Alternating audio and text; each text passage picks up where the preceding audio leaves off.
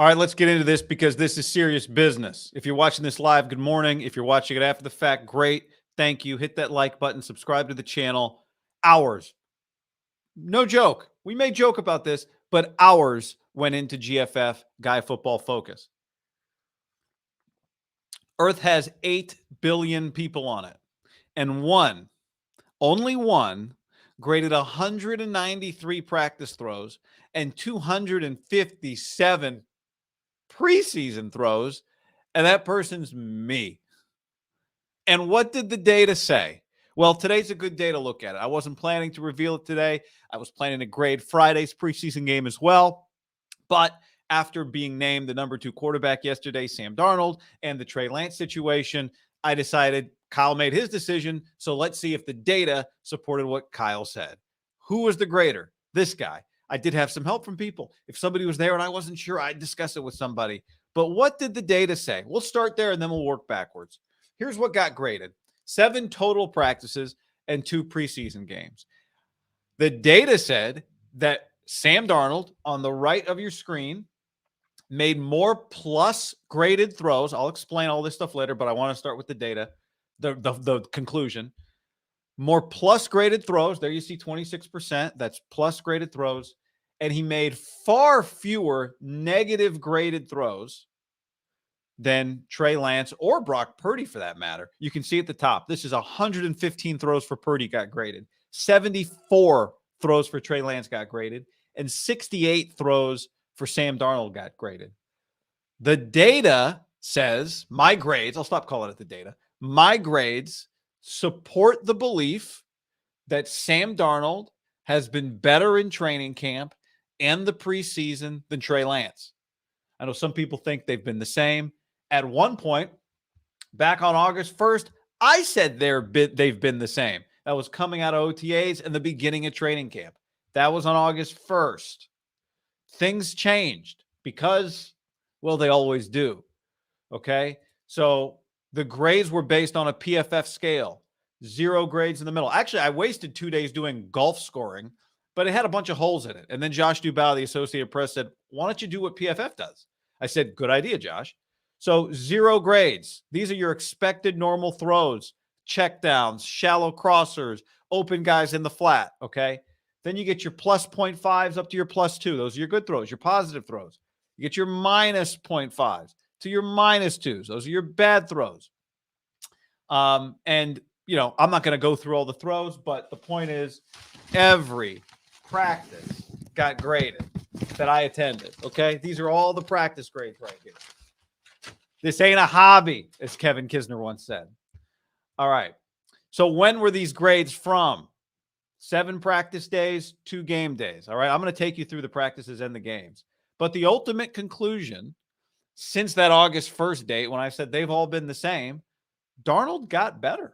Darnold performed better than Trey. And you might be thinking, wait a second, he didn't have more good throws than Trey in the preseason games. Okay, I'll get to that. But this is what the data said. Plus throws. Now, plus throw can be a plus 0.5 throw. It can be a plus 1 throw. It can be a plus 1.5 throw. The throw that Sam Darnold made to Ronnie Bell in the first preseason game, that's an example of a plus 1.5 throw, okay? The interception that Trey threw, the touchdown, that Trey threw in that game, that was actually a negative 1.5 throw. And they both made, actually, a bunch of plus throws in the games. But my grading says that over the last 2 weeks, now not every practice, I missed the Raiders practices, the joint practices. I wasn't there on the 14th. But these were the grades. Sorry, this actually says 21. And yeah, that's correct. Okay. So these are the grades. Now let's go through. Well, Guy, I saw the games and I know what I thought of the games. What did you think of the games? Great question. Let's get to that. Here's what the game grades were. Now, Brock, as you can see in the left column here, only had 6 throws. So he had 1 plus throw, John Jennings, and he had 5 0 throws. Throws that were, hey, that's what you were supposed to do. You did it well. Now, not all of these are completions. That's why these are different. Like, why did I do this? Because I, for years, said the practice data has all these holes. I'm not going to make any opinions based on the practice. Oh, this guy went 4 of 8. He must have been terrible today. This guy went 11 of 14. He must have been amazing today. I don't know what's going on in this practice. So let's grade what happened in the practice. And is it perfect? No, of course not. But it filled in for me the holes that I felt like just practice stats left. And there are a ton of holes they left.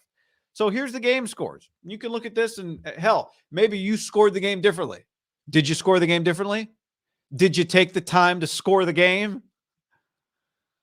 All right.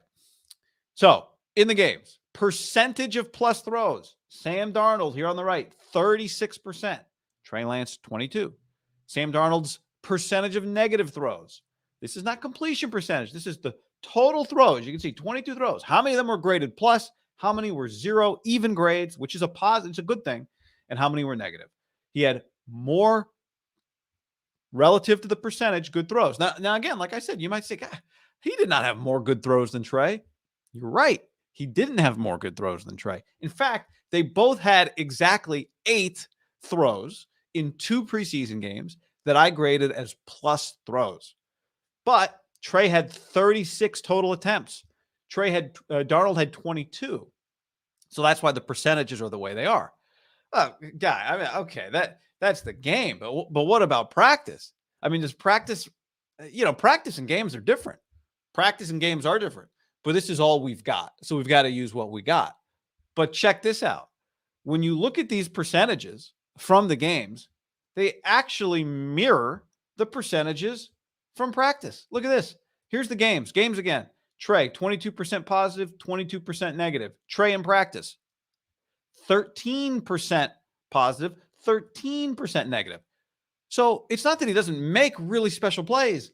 It's that they're all balanced by also some negative plays.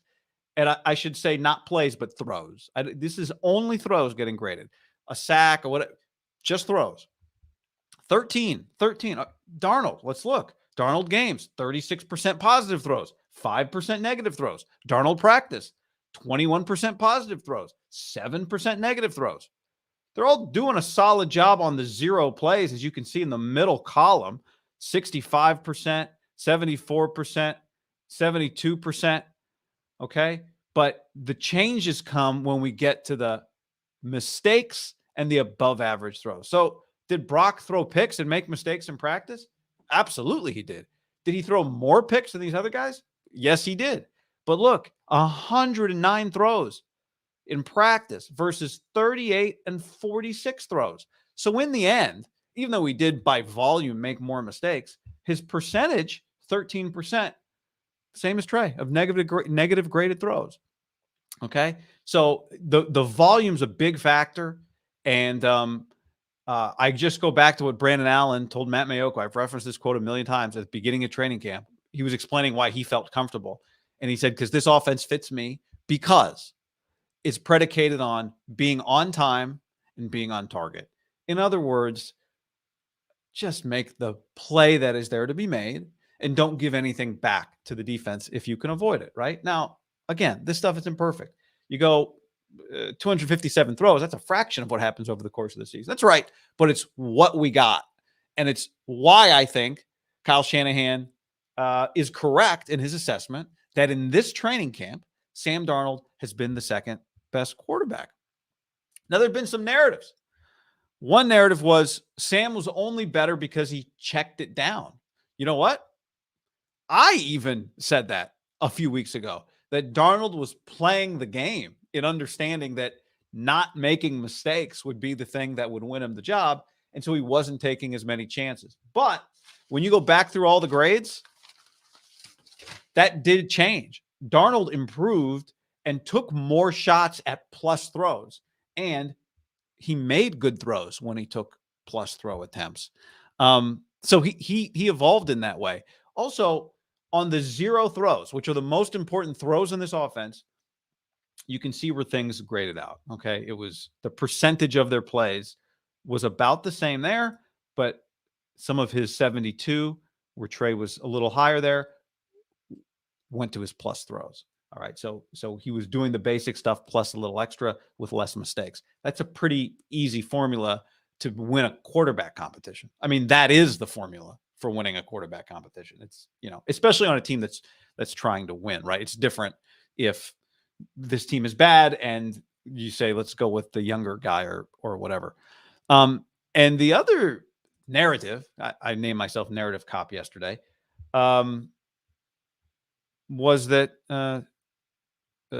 Sam, that they were the same. And as I said, at one point they were, but I don't think that's what happened. Okay.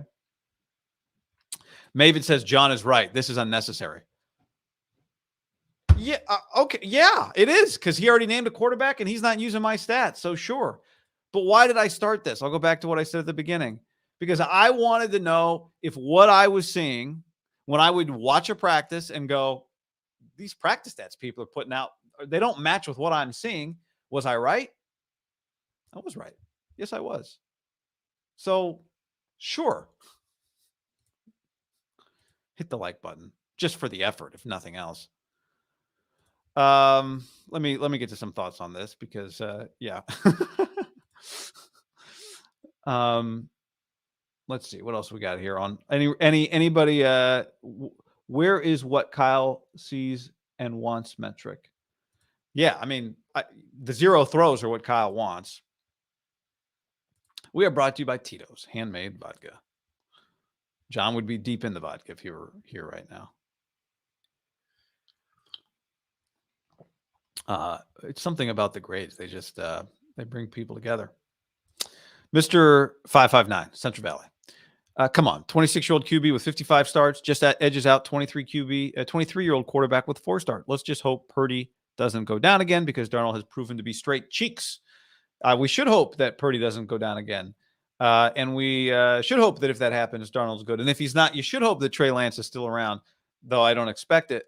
But again, the data on this screen right now, the ages and the number of starts, that's not what Kyle's judging. That's what he was judging, is what he saw. And we could debate whether or not he's using whether he should be using a couple training camps, weeks, and a couple games to judge this thing.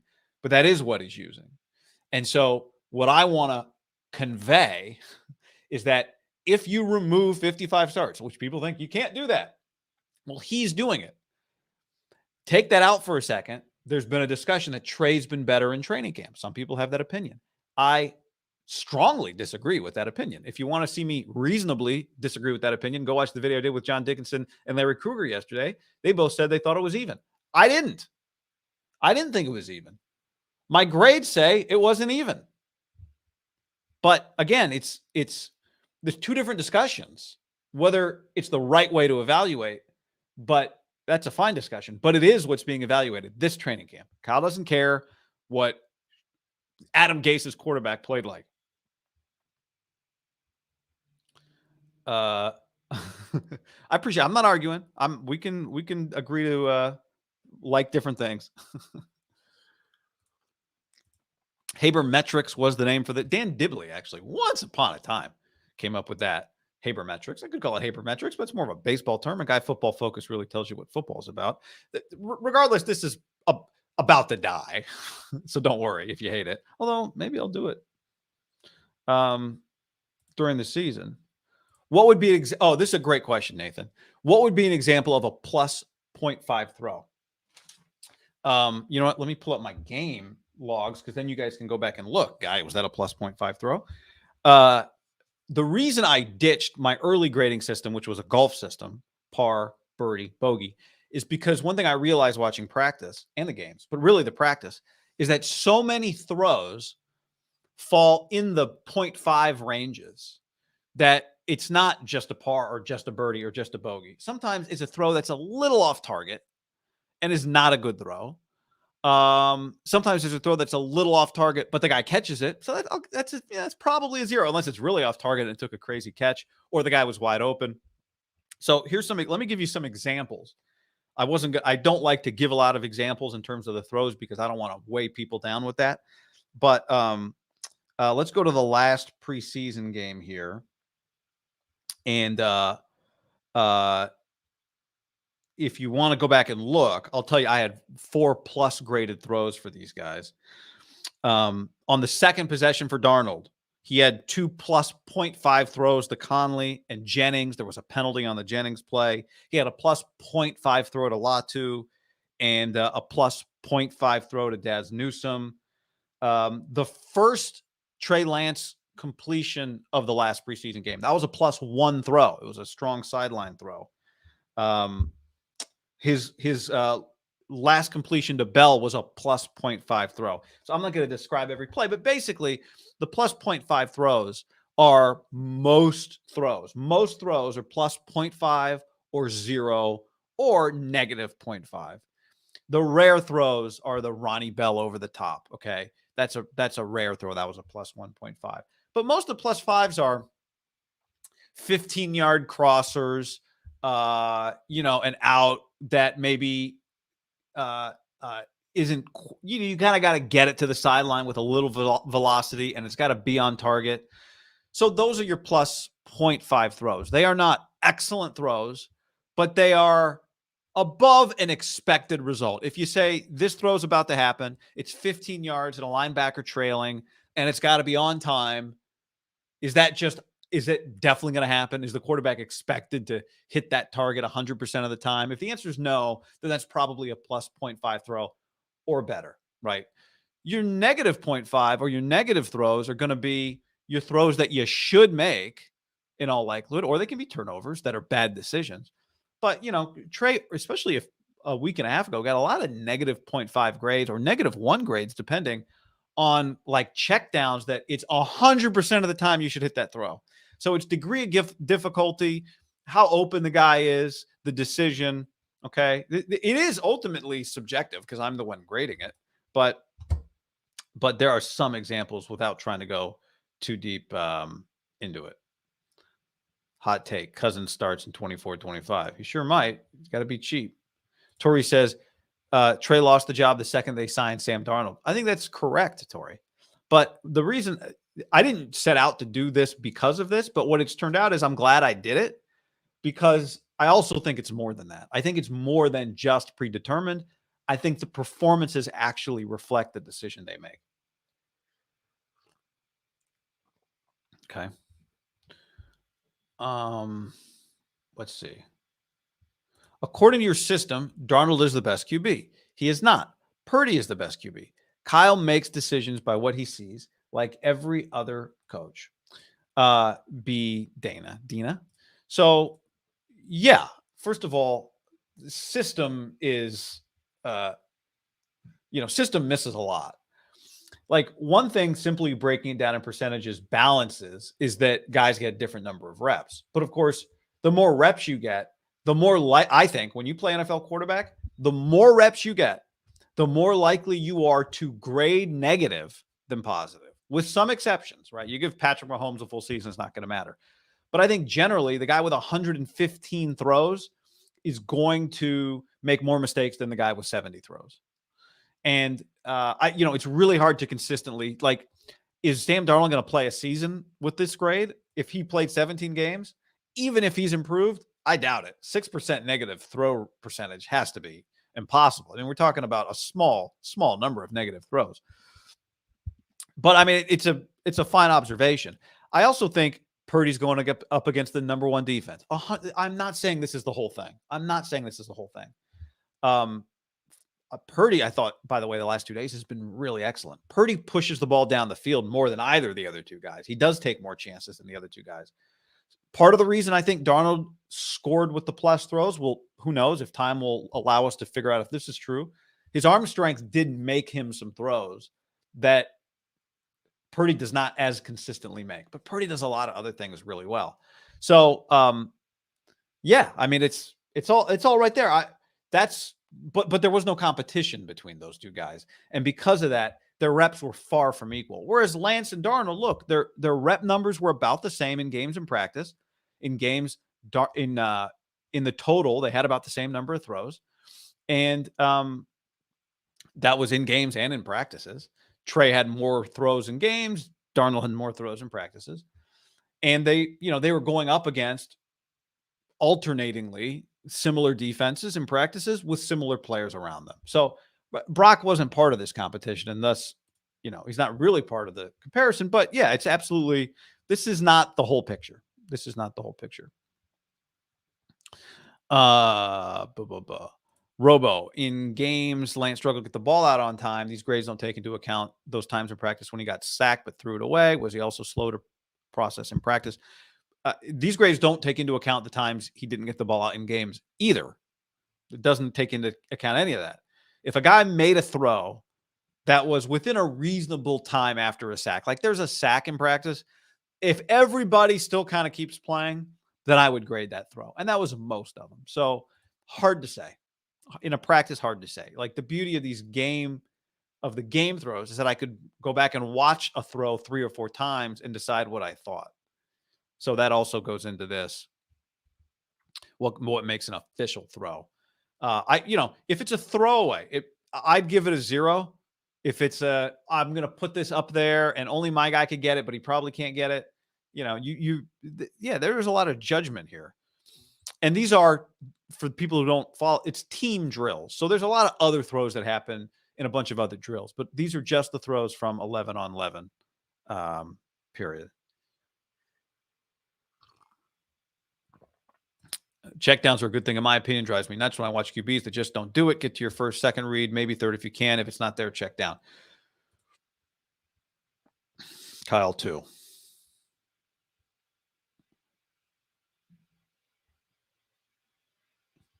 We're all just real upset at not knowing what Lance is.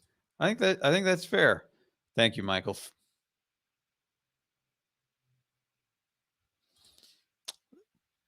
Yeah, but one thing where my opinion, it's ties were going to go to Sam. This was not a tie. If someone tells you it was a tie, that's fine, but I disagree with them. Micah, I don't know if I trust Darnold in a real game, though. That is fair. That's fair. That's fair. I mean, you get hit repeatedly in real games. You have to then come back and respond to being hit repeatedly in real games. Do you start looking the wrong direction? Do you start looking over your shoulder in a real game? The pressure is on in a way that it's not on in a practice. So, yeah, absolutely. 100%. There is no doubt about it. And Darnold's game history says that if he's anywhere close to the guy he's been in training camp, then he's a totally different guy. I would love, the real question would be like, what would these grades have looked like in his training camps in Carolina and with the Jets? Maybe we'll find out. Maybe Brock is healthy and we never find out. Hit us with the GFF grades of the GOP debate when you get a chance. I'm just scrolling through you. All right. Evan, I think it's been headed this way since they announced Brock was the lock starter. If they really like Trey, there would have been at least a competition for starter. I don't agree with that. I think that what Brock did postseason last year was not postseason, at the end of the season last year was so exceptional that as long as he was healthy, there wasn't, and in my opinion, should not have been. He did it in games. Like his teammates saw it. Everybody saw it. It was pretty special. It was one of the most efficient rookie debuts in the history of the sport. It was pretty special. The best part is GFF takes into account the context, whereas the raw completion percentage can be so skewed with drops. It can be skewed with all kinds of things. You need to get Kawakami to start using it. You're right. That would lead to mass adoption. What do you think the difference is in why the Jets wanted to try and develop Wilson, but Kyle decided to hedge his bets and bring in competition?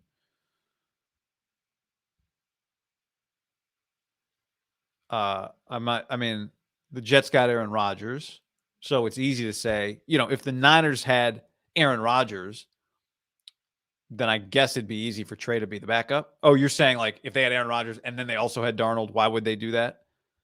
Maybe the teams have different opinions about the guy, or maybe it was just easy. You're bringing in Rodgers. You can't, the other part of it is you brought in Rodgers. You can't afford to have another backup quarterback cost anything. So you keep Zach Wilson around? I don't know. Thanks for being a nerd for us all. Here's the funny thing about this. I'm awful. This is not math. It's just grading. I'm not a numbers guy. I wish I was. I wish I was a numbers nerd.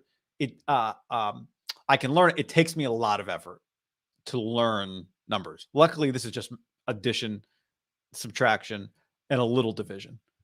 But I was out there. I would stand out there going, I'm going to be out here. It's easy to be out here. Why don't I do something that's never been done before in the history of mankind? All right, I'm going through my notes. Or anything else I wanted to add to you guys? I'm sure there will be some thoughts, but there we go. Yeah, I don't know who is the Jets' third quarterback. I haven't been watching Hard Knocks. Okay, so there is your Guy Football Focus grades. Hate it or love it. In the end, Kyle Shanahan agreed with it. Somebody had to do it. The world needed this, and I was happy to deliver. Thanks for hanging, everybody. Like the video. I sat on. Well, you know what? Here's a little tip I learned making this, by the way. There are few better ways to spend money than spending the money on the express lane on a Bay Area highway during rush hour. I have never spent a better $13 than the $13 I spend to drive in the fast track lane, 80 miles an hour, as 5 lanes are in bumper to bumper to my right. I couldn't imagine a better use of money. It is the best use of money because not only does it get me places faster, it reduces the mental tax of this.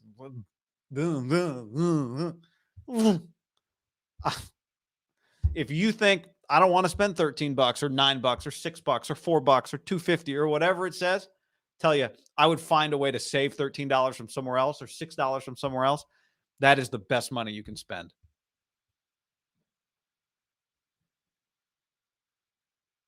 All right, time to go. Get on with your days. Subscribe to the channel. Help the thing grow. Thank you for your support. I'm out of here. Check out the podcast down in the description below. The thing about going 80 in that lane is there's nobody. It's a safe 80. Everyone's got a good gap between. No one's bumper to bumper, so it's safe. It's safer to drive 80 miles an hour with 8 car lengths in front of you. It's like 8. It's a lot. And behind you than to go 15 miles an hour in bumper to bumper.